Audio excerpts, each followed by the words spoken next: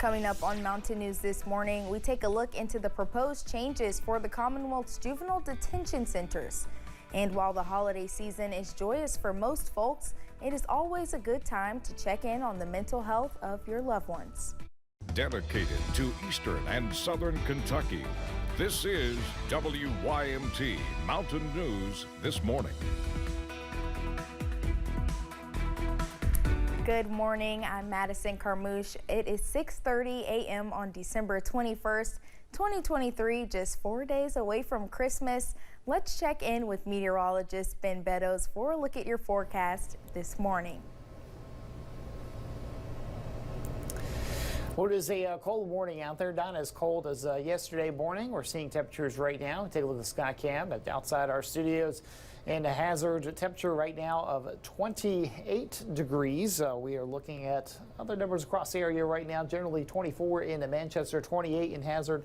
We are 27 to Harlan, 19 for Jonesville, 34 for Wise, 21 for Clintwood, 32 for Pikeville, 32 for Prestonsburg. We are 30 in Somerset, 34 in Monticello.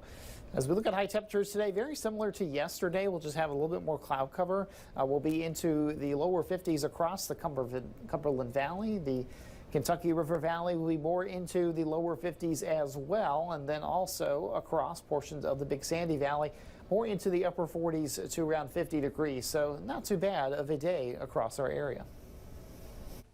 Ben, thank you. Governor Beshear wants to invest in the state's juvenile justice system.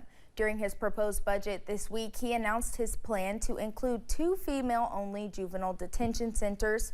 One of those would be in Lexington. His proposal would also fund the renovation of the Jefferson County Youth Detention Center. Julia Sandor spoke to advocates and government leaders about the importance of making changes in the system.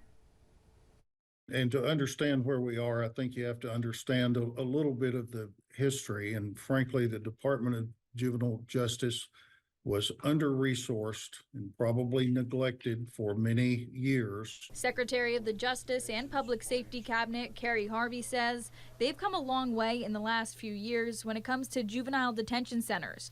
But Kevin Mensch with the ACLU of Kentucky says they still have many concerns. The list is nearly too long to count. We understand that the facilities are understaffed. The people who work there are oftentimes undertrained. Children are held on lockdown for 24 hours a day. Food has been withheld as a punitive measure. Medicine has been withheld as a punitive measure. Religious practice has been withheld as a punitive measure. Kids don't have access to mental health treatment, oftentimes lack access to education, and kids that are in mental distress have been accused of faking illnesses. Mensch says generally they believe children would likely be better off at their home and in their community, getting the access to resources they need. And Secretary Harvey agrees, saying the governor's proposed budget could help in the long run. I think we're going to end up with a very good product. And the governor's budget does things like, we don't focus just on detention. We focus on alternatives to detention, because in every case where we can keep a juvenile out of detention and still account for public safety, we want to do that. And they say they'll continue to work with the General Assembly this upcoming session. Julia Sandor, WKYT. Beshear's budget proposal also lays out $3.9 million each year to add about 450 additional placements so youth can be diverted from detention centers through programs like home detention. One person is dead after a crash in Bell County. Deputies with the Bell County Sheriff's Department responded to the incident Tuesday evening. Through an investigation, 43-year-old Jamie Wilder of Pineville lost control of his motorcycle, which ended up skidding on its side and hit another vehicle. Subsequently, the motorcycle caught fire. Wilder was pronounced dead by the Bell County Deputy Coroner due to the injuries sustained from the crash. Deputies with the Whitley County Sheriff's Office say one man is facing charges after a woman showed up at the hospital with a gunshot wound. Deputies say the woman was dropped off at Baptist Health Corbin. She reportedly said she did not know who shot her. After investigating her home, deputies say they found evidence that 25-year-old Lucas Bargo shot her during an argument. Bargo also lived at the home. A gun was found at the home. Bargo was charged with assault. Also in Whitley County, a man has been sentenced to 25 years in prison. Carl Amos Moses was convicted of kidnapping, assault, and wanton endangerment in the Whitley Circuit Court by Commonwealth's attorney Ronnie Bowling. The conviction stems from a situation where Moses held his family hostage at gunpoint, refusing them to leave their home. After Moses was shot, police rushed in to secure family members while Moses was arrested. The holiday season can be extremely difficult for people experiencing the loss of a loved one. It is important during the holidays to remember to prioritize your mental health. If you need space, do not feel like you have to accept an invitation, and make sure to reach out to people that you know are alone during the holidays. Baptist Health Chaplain Susan Allen says that experiencing loss during the holidays is one of the hardest things a person can try to handle. Experiencing a loss during the holiday times is probably one of the more difficult things people go through because it goes against everything that you're supposed to be feeling. Susan Allen says be gentle with yourself and cope in the way that's best for you as grief comes in waves. Addiction Recovery Care celebrated dozens of clients from across the state who earned work-ready certificates Tuesday. These certificates consist of welding, peer support certifications, and more. More than 120 Millard College students graduated in the ceremony. The Millard College, located in Louisa, is a partnership with Addiction Recovery Care meant to benefit those in recovery and help them find second chance employment once completing treatment. These graduates are not merely getting certificates in certain vocations, but they're also going to get jobs on the other side of this, and jobs that are fruitful, jobs that pay well, jobs that they can have for the rest of their lives. And so it's part of the big model that these young men and women are pursuing. For many of these graduates, jobs have already been lined up and they will enter the workforce in the coming weeks.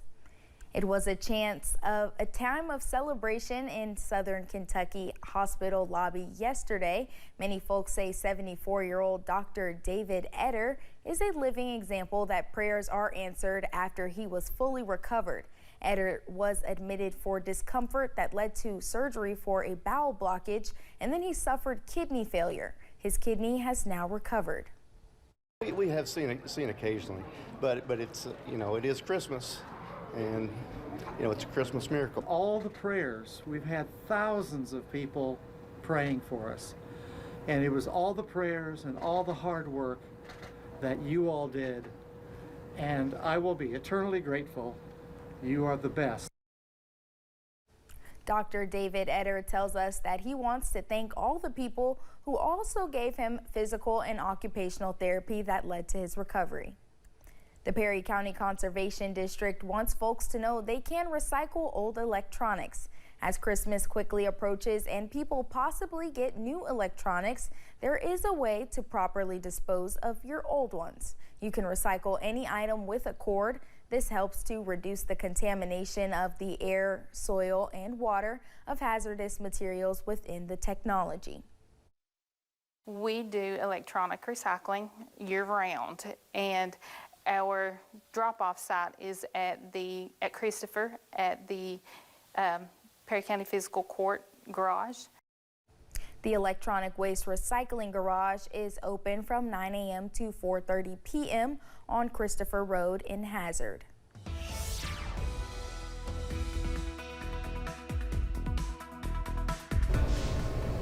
We're looking at another cold morning out there right now. Not as cold as yesterday morning, but temperatures still generally into the 20s and 30s right now. We are sitting at 28 degrees right now in Hazard. We are 24 in Manchester, 27 in Harlan, 36 in Jackson, 28 in London, 27 for Williamsburg right now, 30 in Somerset. We look at the out-the-door forecast. Low 30s to start the morning, and we'll have temperatures climbing up into the upper 40s to lower 50s into the afternoon, as we'll have mostly cloudy skies across our area. Take a look at that weather timeline. Mostly cloudy for today, cloudy and cold for tonight. Will be mild and dry though for Friday. Stray showers for Saturday, and looking at some 60s potentially for Christmas Eve. We'll have some rain arriving for the Christmas day. I'll talk about your full forecast coming up. Thank you, Ben, and thank you for joining us. The time is now 6:39. Still to come on Mountain News this morning. There is talk of another ceasefire in Gaza as officials